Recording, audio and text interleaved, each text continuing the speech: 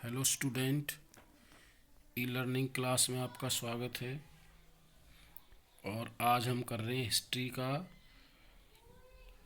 मार्च 2018 का model test paper set सी, जिसमें हम शुरुआत करेंगे वेरी शॉर्ट क्वेश्चन, अति लघु उत्तरीय प्रश्नों से। जिसमें सबसे पहला क्वेश्चन दिया है हमारा कि हड़प्पा की खोज कब हुई और इसकी खोज किसने की थी। तो हड़प्पा सभ्यता, जो भारत की सबसे प्राचीन सभ्यता मानी जाती है, उसकी खोज 1922 ईस्वी में 21-22 ईस्वी में दयाराम साहनी के द्वारा और राखलदास बनर्जी और सर जॉन मार्शल के नेतृत्व में हुई थी। जो मुख्य माने जाते हैं हड़प्पा और मोहनजोदड़ो की खुदाई की, जिसमें दयाराम साहनी, राखलदास बनर्जी और sir John Marshall. Next question आता है हमारे इसमें कि सोने के सिक्के के बारे में आप क्या जानते हैं। कि सोने के सिक्के के बारे में संक्षिप्त परिचय दीजिए। तो सोने के सिक्कों के बारे में चर्चा करें तो बहुत सारे प्राचीन शासकों के द्वारा अपने शासनकाल में विभिन्न सिक्कों का प्रचलन किया गया था।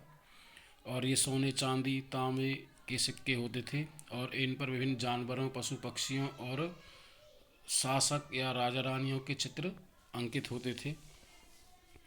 और गुप्त काल में स्वर्ण मुद्रा का अधिक प्रचलन माना गया था।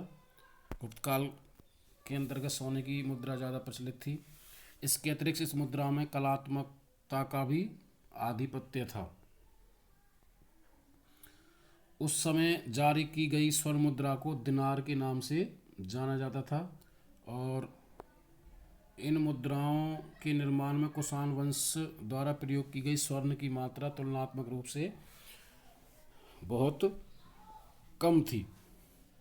तो उस समय जब ये सिक्के जारी किए गए थे तो इन्हें दिनार के नाम से जाना गया था। नेक्स्ट क्वेश्चन आता है, स्तूप क्यों बनवाए जाते थे। तो स्तूप का शाब्दिक अर्थ होता है टीला, और यह बौद्ध धर्म से संबंधित है।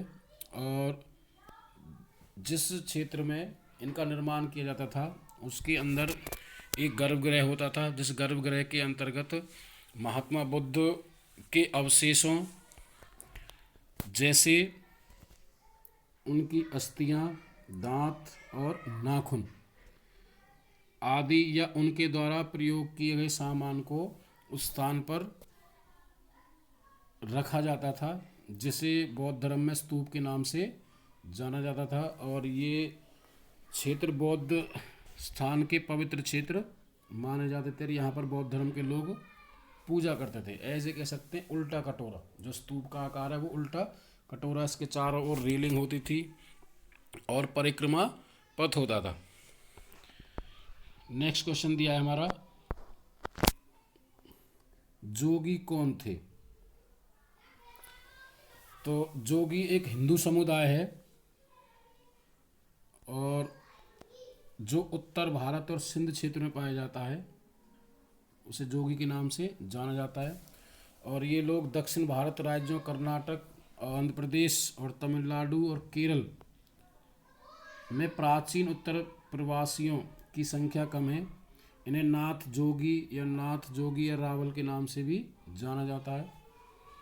तो ऐसा एक समुदाय जो हिंदू धर्म से संबंधित है और इन्हें नाथ या जोगी के नाम से या रावल के नाम से भी जाना जाता है। भारत के विभिन्न क्षेत्रों में समुदाय पाया जाता है।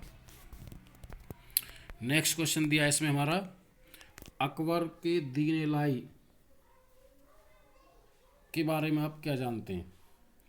तो अकबर एक मुगल सम्राट, शक्तिशाली सम्राट माना जाता है मुगल साम्राज्य के अंतर्गत।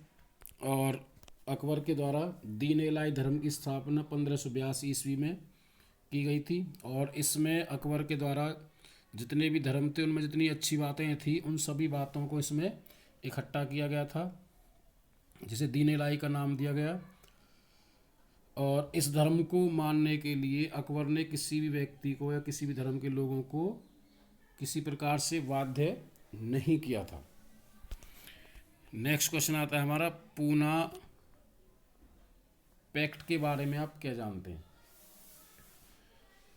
तो पूना पैक्ट अथवा पूना समझौता जिसे बोला जाता है, यह अंबेडकर और गांधी जी के बीच हुआ था, और इसमें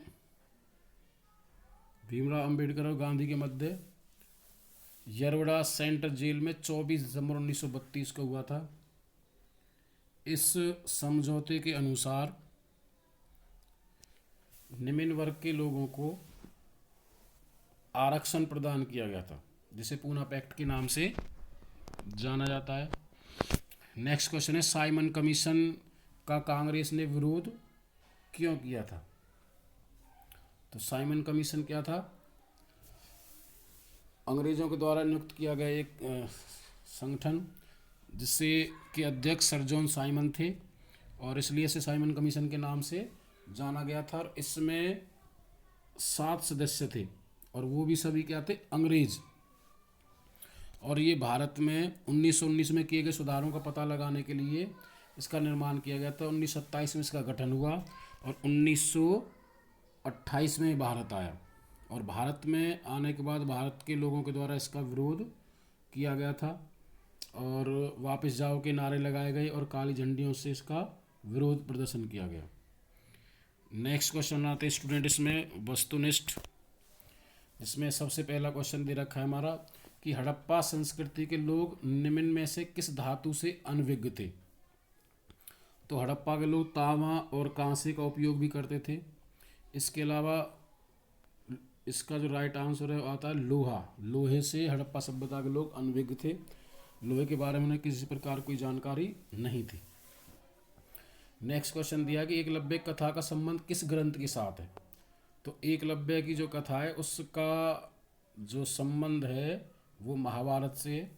एकलव्य जो निषाद जाति का था, जो जंगलों में रहता था, और यह इसका उल्लेख महाभारत ग्रंथ में किया गया है। नेक्स्ट क्वेश्चन दिया है हमारा कि महावीर के बचपन का नाम। महावीर स्वामी जो थे जिन्होंने जैन धर्म की स्थापना की है, उनके बचपन का नाम पूछ रहा है। तो उनके बचपन का नाम था वर्धमान। स्वामी महावीर के बचपन का नाम वर्धमान। नेक्स्ट, विजयनगर साम्राज्य के शासकों को क्या कहा जाता था? तो विजयनगर के जो साम्राज्य थे, इसके शासक थे, उन्हें राय कहा जाता था, या उन्हें राय की उपाधि दी गई थी। राय की उपाधि सम्मानित किया गया था। नेक्स्ट है, अकबर की मृत्यु कब हुई थी? तो अकबर की मृत्यु, जो मुगल शासक था, उसकी मृत्यु 1605 ईस्वी में हुई। नेक्स्ट क्वेश्चन दिया हमारा कि रैयतवाड़ी व्यवस्था कहाँ पर लागू की गई? तो रैयतवाड़ी व्यवस्था जो थी वो मुख्य रूप से स्टूडेंट मद्रास क्षेत्र में लागू की गई थी।